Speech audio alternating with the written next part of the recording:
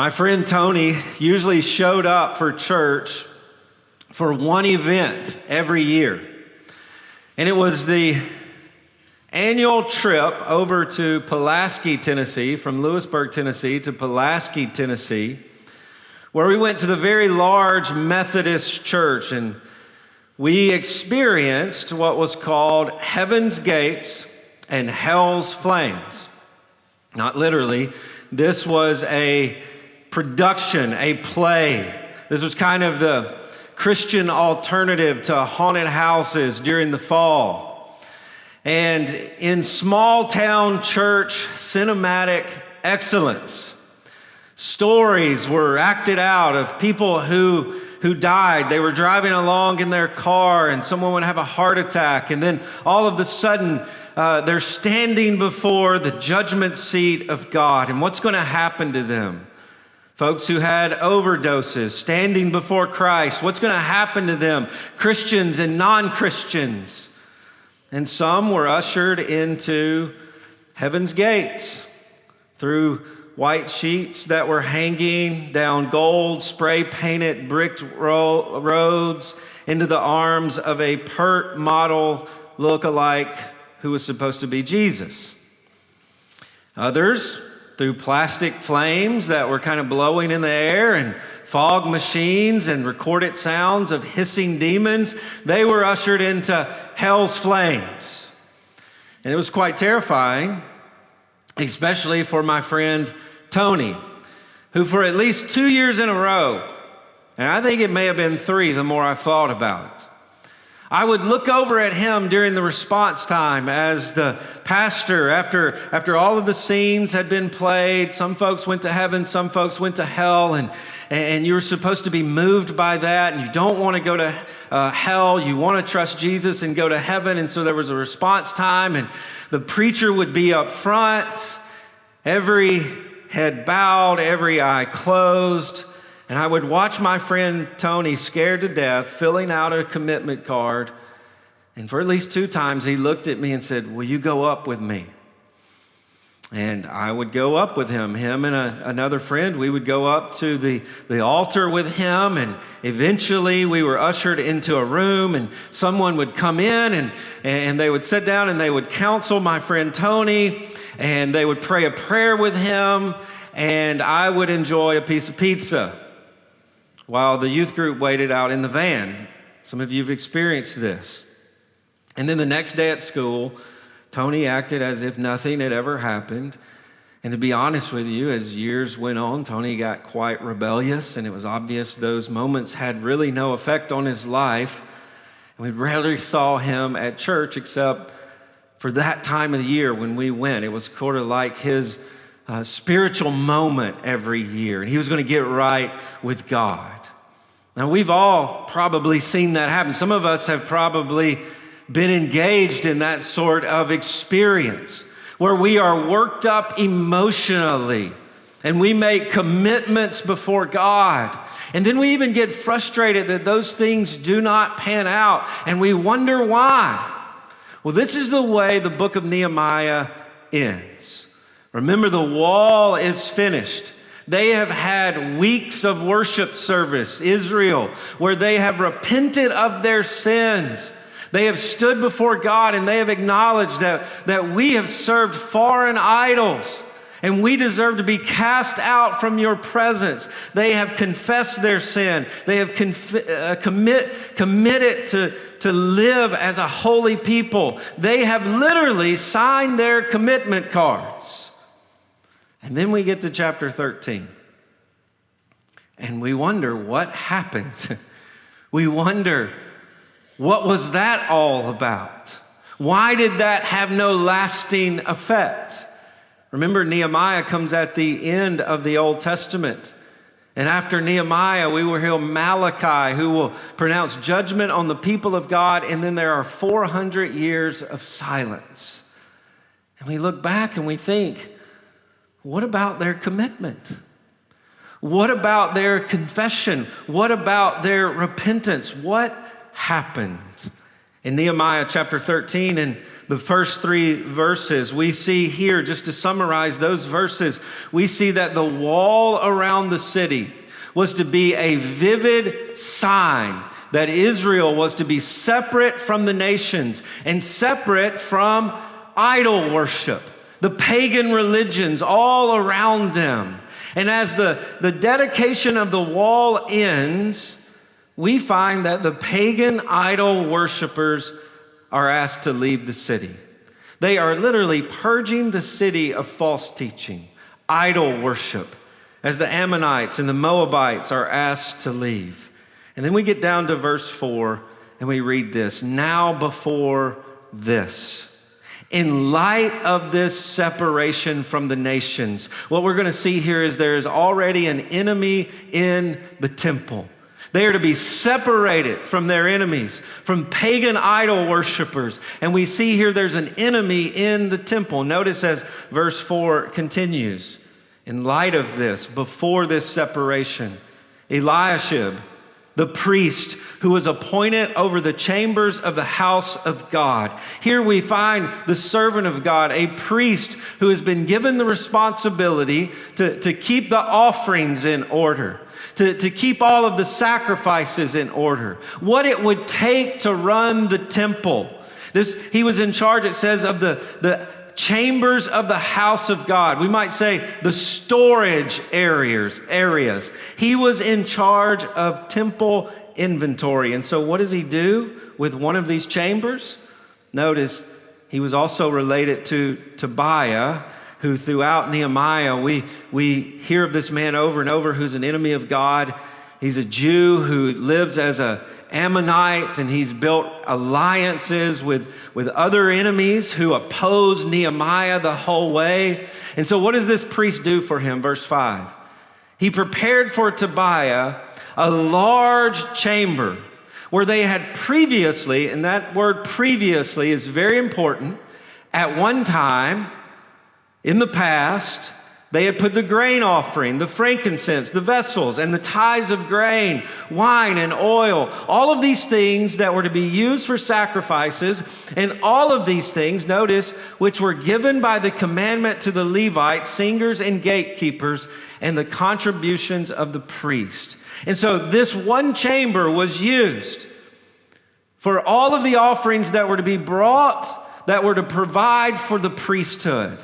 The singers, the gatekeepers, those who perform the sacrifices in this warehouse, all of those offerings were, and this would have been the livelihood of the priesthood.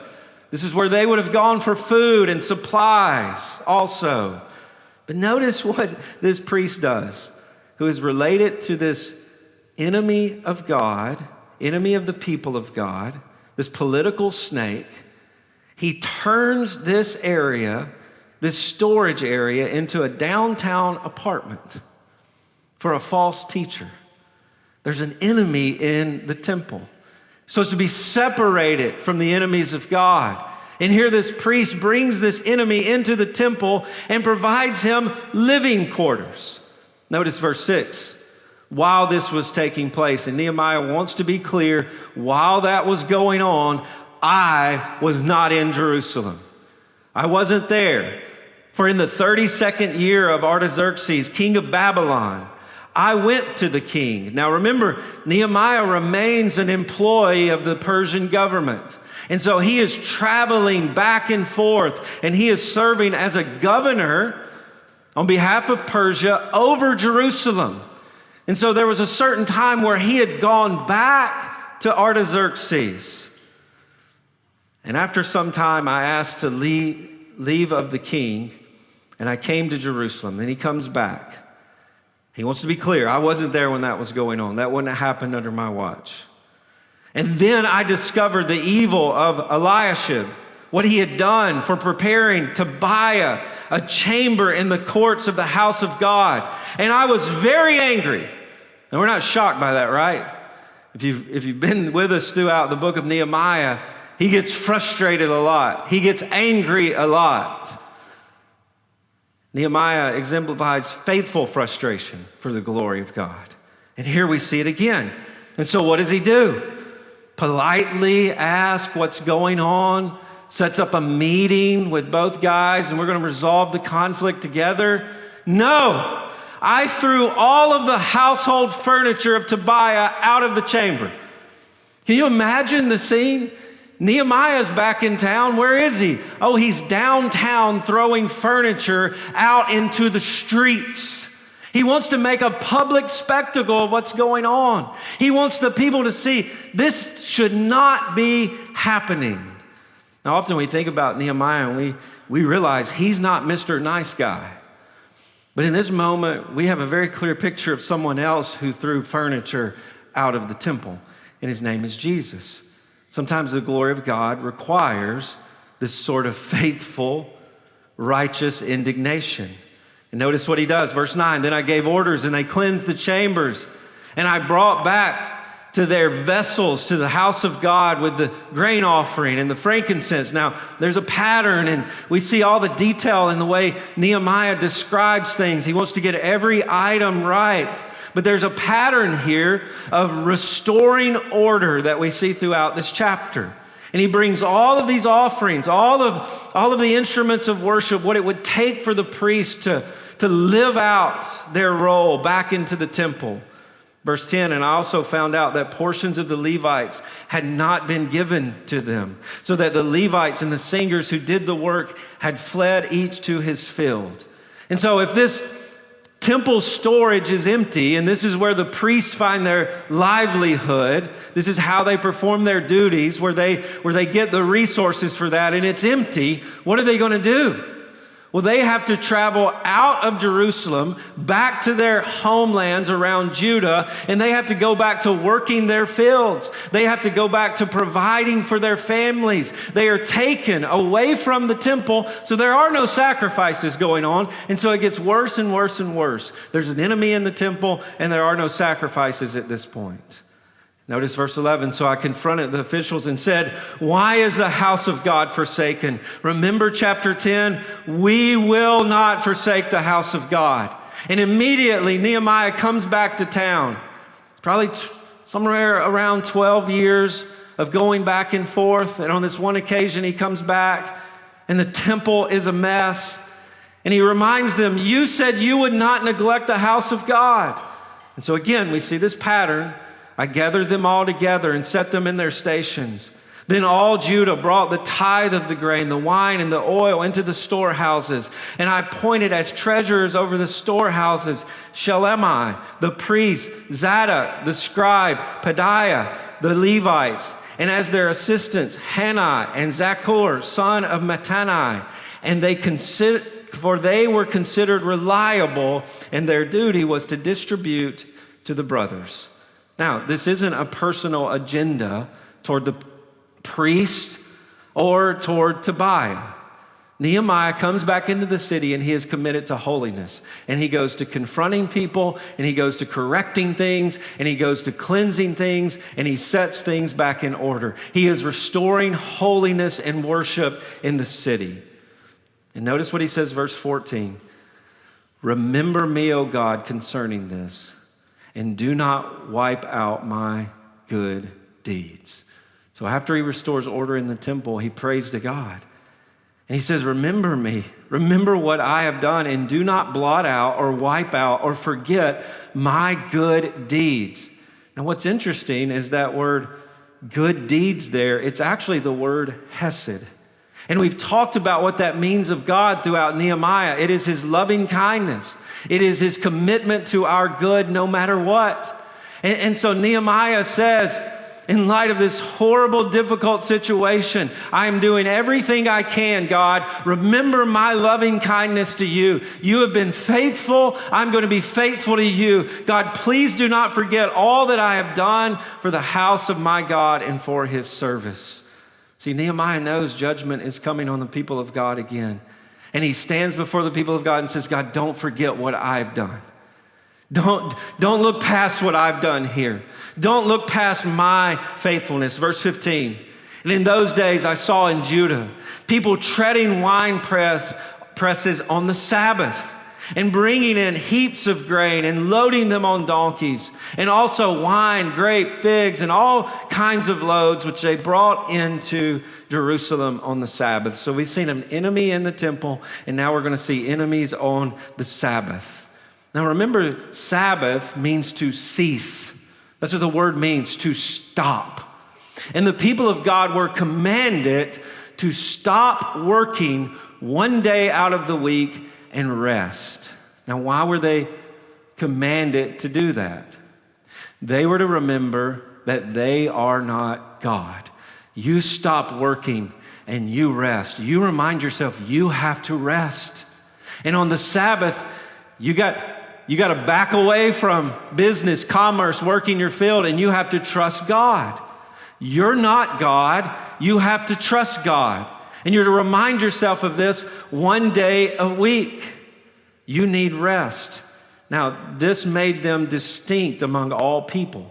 As we see here, when the enemies of God get into Jerusalem, what are they doing? Working. The people of God were to rest on Saturday, on the Sabbath. What does Nehemiah do? He warns them. I warned them on the day when they sold food.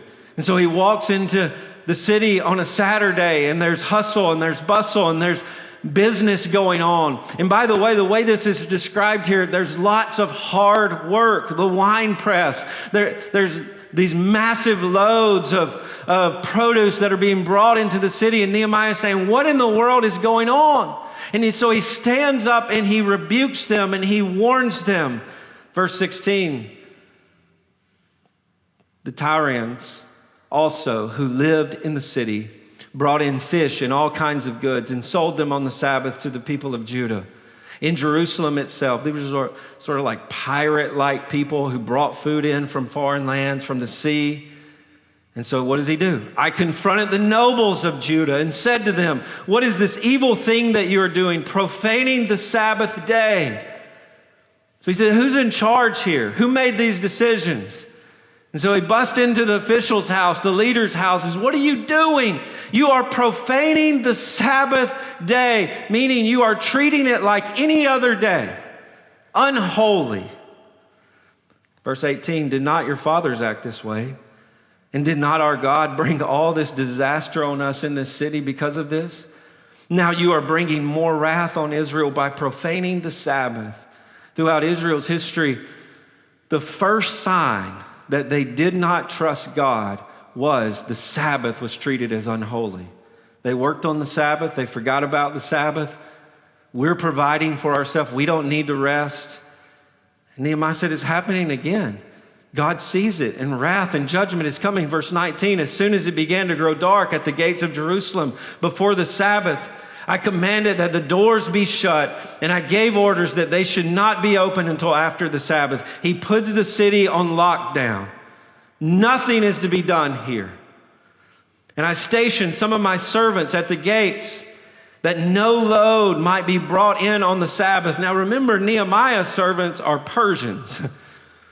And so here you have Persians who are protecting Israel's Sabbath. How ironic is that? Then the merchants and the sellers of all kinds of wares lodged outside Jerusalem once or twice. He says, even after I did that, I ran everybody out of the city. And what did the pagans do? They began to set up shop and carts outside of Jerusalem. And the people of God began to talk. If you really want to make some deals on Saturday, just step outside the gate. Some fresh fish out there. The enemy will not stop coming. Notice what he does. I warned them and said, why do you lodge outside of the wall? If you do so again, I love this phrase right here, I will lay hands on you. Nehemiah doesn't play. From that time on, they did not come on the Sabbath. You're going to get these hands. And they're gone. Then I commanded the Levites that they should purify themselves and come and guard the gates to keep the Sabbath day holy. So he puts priests out front, priests with swords. Again, the pattern, confront, correct, cleanse, restore. But then the pattern also prayer. Remember this also in my favor, restores order in the temple. Remember remember my good deeds, my loving kindness to you, God. And then remember this, be gracious, oh my God, and spare me according to the greatness of your steadfast love. I have been faithful, please be faithful to me. Nehemiah is pleading out among a wicked, perverse, corrupt people. God, please look upon my faithfulness. I am doing everything I can for your glory. Verse 23. In those days, I also saw the Jews who had married women of Ashdod, Ammon, and Moab.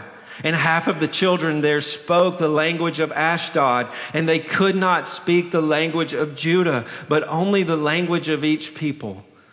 So we've seen an enemy in the temple, enemies on the Sabbath, and here we see enemies in the family. Nehemiah begins to realize that there is intermarriage going on. And as we said throughout, this wasn't some form of racism. The people of God were commanded not to be unequally yoked with pagan idolaters. And we see specifically here why. Because they begin to learn other languages. And again, that's not some sort of prejudice. If their children aren't learning Hebrew, then they don't know the Word of God. And within one generation, those who follow Yahweh are gone. The issue is if they don't know the Word of God, they're not going to know the Lord their God. Verse 25, I confronted them and cursed them and beat some of them and pulled out their hair. It just gets worse every time. It heightens. I warned them. I threw the furniture out. I told them I was going to whip their tails. And then here, I just started doing it. I cursed them. And I beat some of them, and I pulled out their hair, and I made them take an oath in the name of God. You shall not give your daughters to their sons, or take their daughters for your sons, or for yourself. Again, Nehemiah understands if you give them over to idol worship, you're giving them over to eternal judgment. There's application for us there too, making sure our children know the Scriptures. But we see this here and we say, what in the world, Nehemiah? He's lost it here. He starts beating people and literally pulling out their hair. Now, to flog someone was to be a public act of judgment, and everyone would see it. People were called out into the streets and flogged and beaten at times. And to shave their head would identify them as a criminal. And here it is, though, Nehemiah says, ain't nobody around here going to do this but me. So he takes the flogging on himself and just pulls their hair out. He had no time for clippers here. He just starts pulling hair out. He wants the people to know they deserve punishment for what they're doing. And whether it's right or wrong, he takes it into his own hands. And then he says, verse 26, did not Solomon of Israel sin on account of such women? Among the many nations, there was no king. Now listen to this. There was no king like him. And notice this. He was beloved by God. He was chosen by God. And God made him king over Israel. Nevertheless, God loved him. God chose him. But nevertheless, foreign women made even him to sin.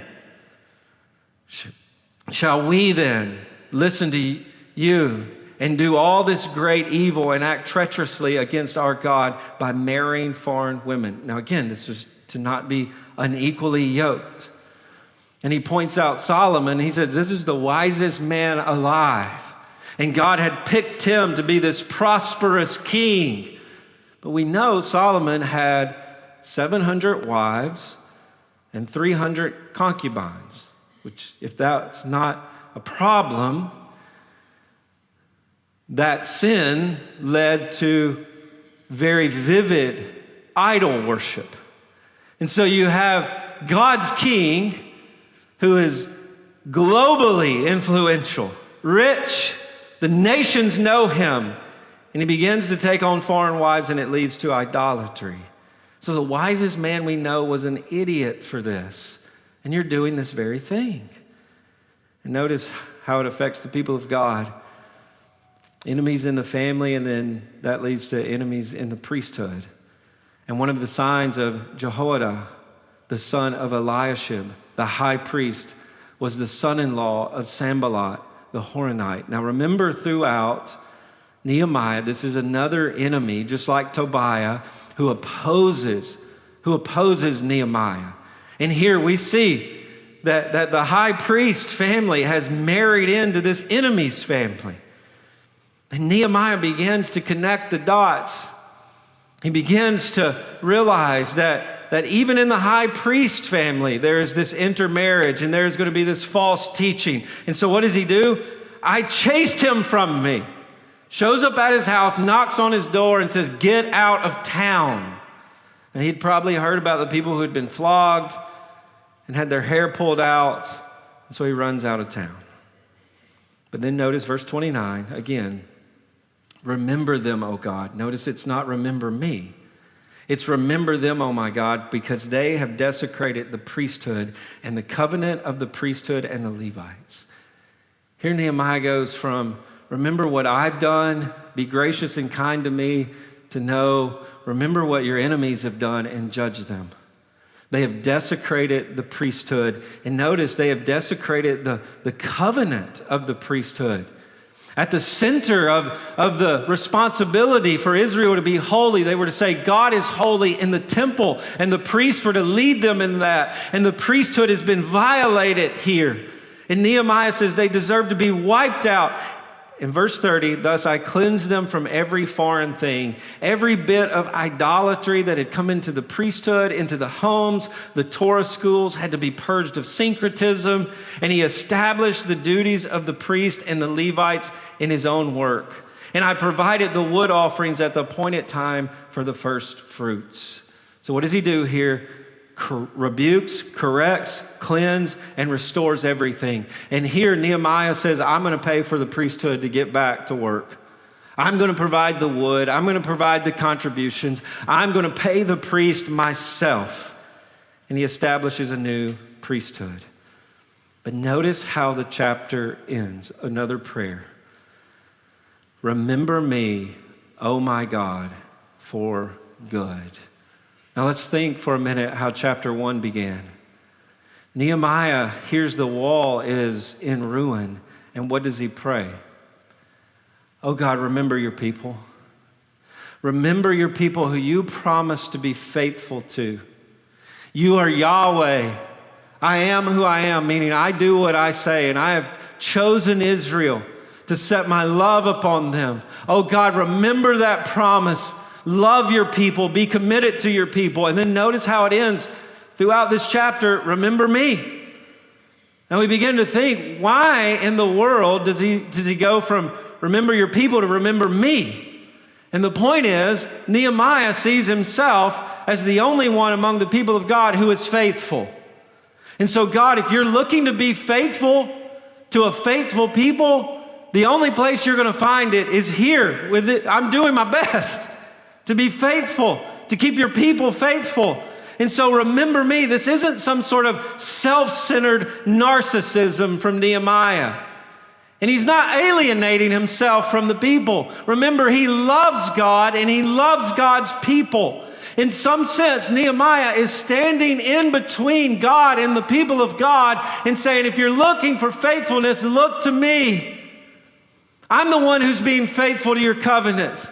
Look to me. You are faithful to judge, we saw in chapter 1, to scatter your people, to judge them. And I know you're going to judge them again, but before you do, would you remember me? Would you look upon my faithfulness? And one of the things, the 3 points here to end, the first one, what we see in Nehemiah is faithfulness is success. Faithfulness is success. You see, you can't get to the end of Nehemiah and say, well, success must be a well-constructed wall, a protected and secure people, and an obedient people. If that is your standard for success for Nehemiah, he is a failure. He's failed. He gets to the end and everything he's worked for 12 years is laid in waste. The wall may look nice, but the people are still corrupt. What does he have to offer God? But I am faithful to you in your glory and your holiness. I, among a people who are unfaithful, have been faithful. Faithfulness is success. There's enemies in the temple. The Sabbath is violated. The families are desecrated. The priesthood is given over to paganism. For 400 years after this, there's going to be silence. How in the world do we look at Nehemiah and say, that's a man of success? Only because he was faithful to God no matter what. Even when at the end he was left with nothing to offer. And the same thing is true in your life. I've stood by the deathbed of too many people who have looked me in the eyes and said they wish they had done more. And they wish they had done things differently. They wish they'd have been a better mom, a better dad. Wish they had worked harder. Wish they had served Jesus better. And the reality is, that's going to be everybody in this room one day. You're going to get to the end and most of your plans are going to be left undone. Understand, I hate that. I have to finish what I start. It drives me crazy to leave things undone. But I will leave this world with a lot of things undone and things I could have done better. And we can commit ourselves to hundreds of things. You can be faithful to thousands of things that will not make your life a success.